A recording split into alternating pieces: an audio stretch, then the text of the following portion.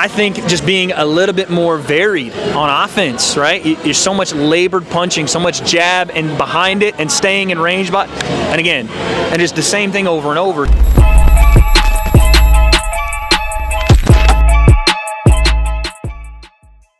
This is Jonathan Agger, 5th Pro Boxing Fans, joined by Wade Plem here in Texas for Jake Paul, Nate Diaz. Another big fight, Wade. Before we get into that, let's just reflect on the big fight on Saturday night.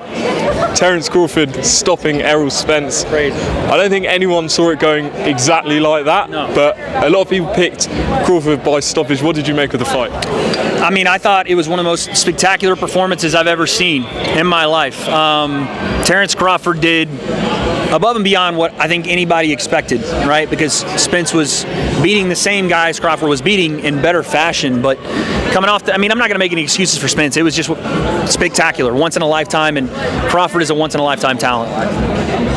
We don't want to make any excuses, but a lot of people have been saying weight issues and things like that. Is it too easy to say that? I think it is. I think it's super easy to say that because they both had to make the weight, right? Like, I know that Spence is big for the division, but now you're talking about Crawford wanting to go up and potentially look at 54 as well. So it's like, I just don't like putting the excuses out there when we see one of these performances because it diminishes history, you know? If they do rematch, what does Spence have to do to win that fight? He'll win it at 54.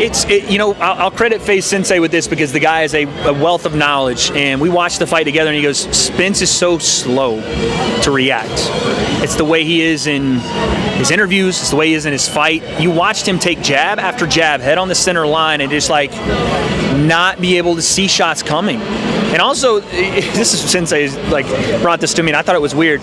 He has those veneers, and in a couple of fights when he's been like in trouble, he always is like checking his teeth. I don't know if that's like, maybe I'm just reading too much into it, but I'm watching him always check his teeth and be like, oh, smiling, like looking at his teeth. I don't know if that has anything to do with it, but it does feel like he's a bit, when he gets hurt, gun shy about his mouth and his teeth. And anyway, long story short, there's a lot of things, man. There's a lot of things, and it has to start with, I think, just being a little bit more varied on offense, right? You're so much labored punching, so much jab and behind it and staying in range. And again, and just the same thing over and over. So definitely a lot to change for Spence.